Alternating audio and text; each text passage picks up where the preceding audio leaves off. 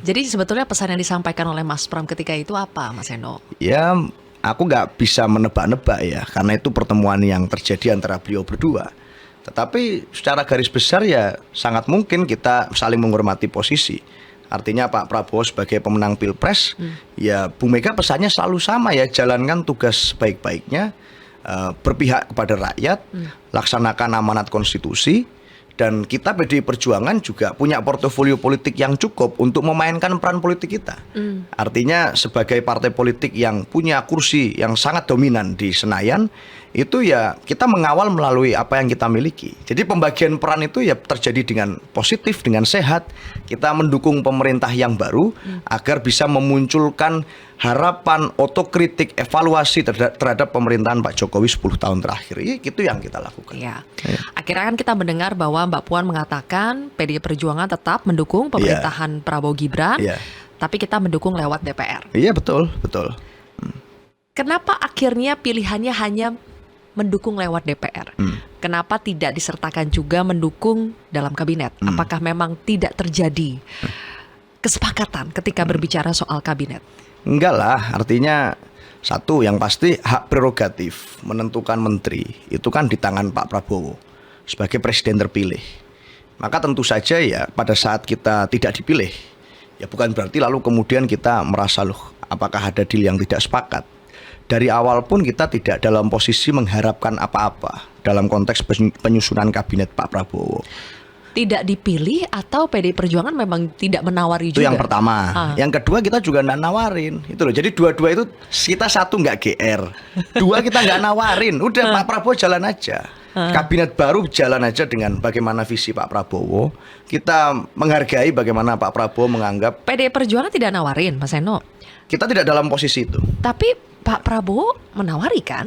Ya, visi Pak Prabowo itu kan persatuan. Betul. Artinya semua diajak, semua diajak membangun bangsa.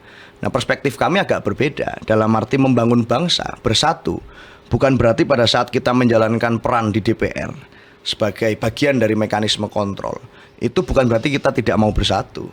Bukan berarti kita berbeda loyalitas dengan bangsa dan negara.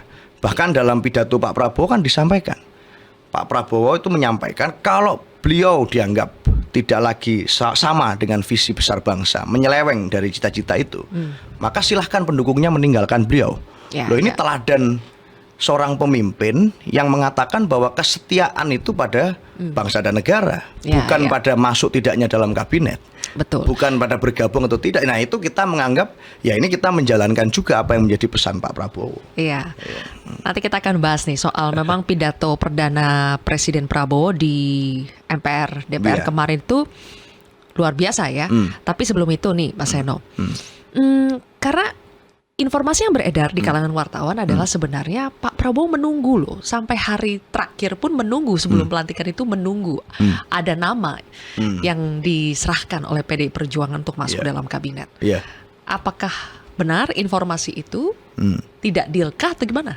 Ya, masalah beliau menunggu atau tidak, saya rasa kan saya bukan juru bicara Pak Prabowo dalam konteks ini. Artinya ya sebagai juru bicara PDI Perjuangan, benar tidak PDI Perjuangan ditunggu oleh Pak Prabowo kalau kita untuk menyerahkan nama kabinet?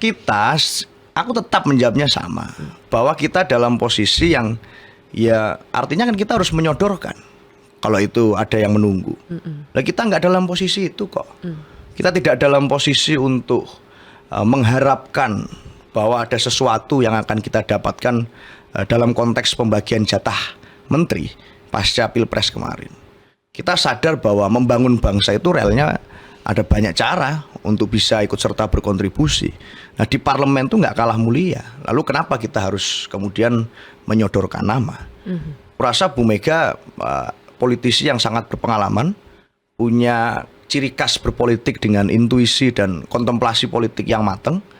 Kalau kemudian beliau memutuskan bahwa pembagian peran yang terbaik itu adalah ya yang di eksekutif jalan, yang di legislatif juga harus jalan dengan fungsinya, menghargai seluruh pendapat kritis publik yang mengharapkan bahwa ya pasca Pilpres PDI Perjuangan bisa memainkan peran.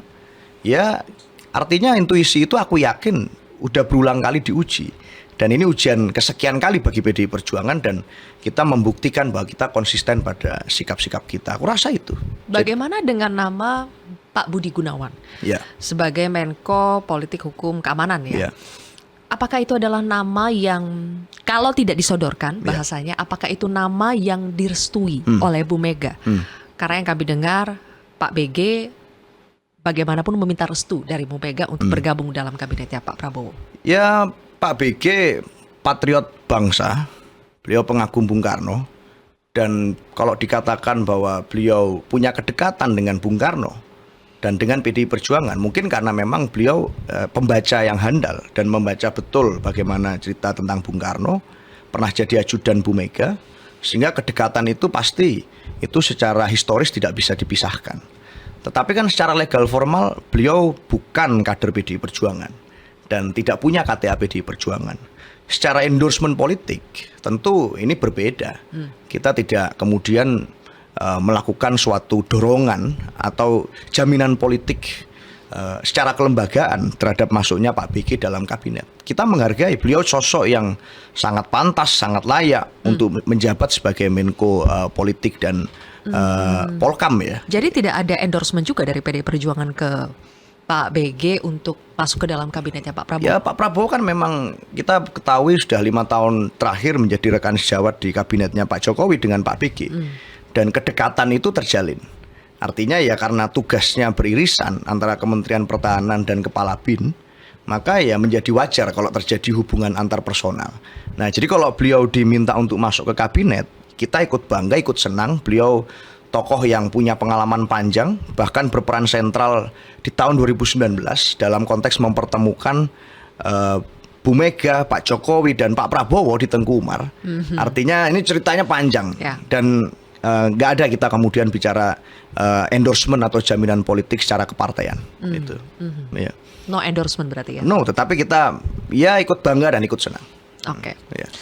Bagaimana sekarang dengan pidato perdana Presiden Prabowo yang sayang sekali Bu Mega tidak bisa hadir di pelantikannya. Ini juga menjadi pembicaraan nih, Mas Heno. What happened? Ya, Bu Mega memang kurang fit. Itu alasan teknis aja. Jadi nggak ada alasan yang substansial, alasan yang konseptual kenapa Bu Mega nggak hadir, karena alasan fundamental. Secara komunikasi beliau menitipkan pesan kepada seluruh anggota DPR dari fraksi PDI Perjuangan untuk hadir dan memberikan dukungan. Ini wajib sifatnya, instruksi. Artinya seluruh kader yang bertugas di Senayan harus hadir dalam pelantikan Pak Prabowo dan menitipkan salam melalui mereka semuanya. Tapi Bu Mega sendiri tidak bisa hadir ya memang karena kurang fit. Aku rasa nggak ada masalah yang serius di sana. Masalah politik, ketidaknyamanan karena persaingan pada saat Pilpres Enggak atau lah. Segala macam dinamika yang terjadi. Masalah teknis saja. Apalagi kalau kita lihat apa yang dilakukan Bu Mega sebelum masa-masa ini ya. Itu kan datang ke Rusia dan datang ke Samarkand yang aku bilang tadi. Artinya mengingat lagi merentang sejarah bagaimana Bung Karno itu punya hubungan yang sangat dekat dengan banyak negara asing. Ini secara tipologi politik sebenarnya kan sangat mirip dengan karakter Pak Prabowo yang lebih outward looking. Artinya lebih cenderung untuk membangun hubungan persahabatan dengan negara-negara lain, bisa tampil di dunia internasional, fasih dalam berbagai bahasa. Itu punya kesamaan tipologi karakter politik.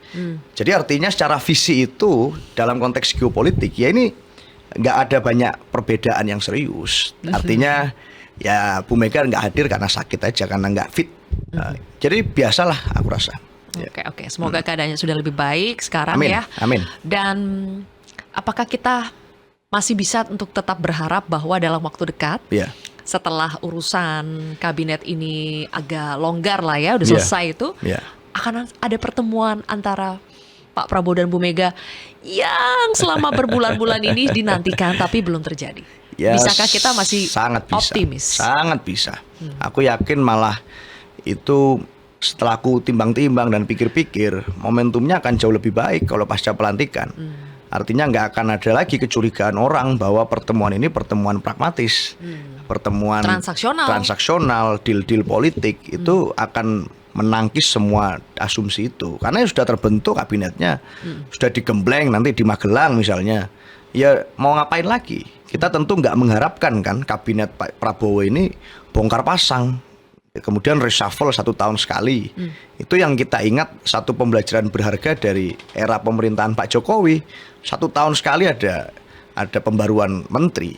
Itu tentu secara efektivitas ya kita susah mengharapkan ini akan efektif. Makanya kalau kemudian pertemuannya pasca pelantikan, ini kita berdoa bahwa ya kecurigaan dan asumsi orang itu menjadi ya sudah selesai. Kita ketemu memang karena ingin membicarakan isu-isu penting. Itu yang menjadi concern Bu Mega. Oke. Mas Seno, sebagai seseorang yang belajar ilmu politik, kemudian juga terbelakangan berpengalaman sebagai juru bicara, Mas Seno kan pasti belajar banyak soal komunikasi politik ya. Ketika mendengar pidato perdana Presiden Prabowo kemarin itu pada saat pelantikan, sebagai seorang komunikator politik, apa yang Mas Seno tangkap? Ya spiritnya sangat baik, bagus sekali.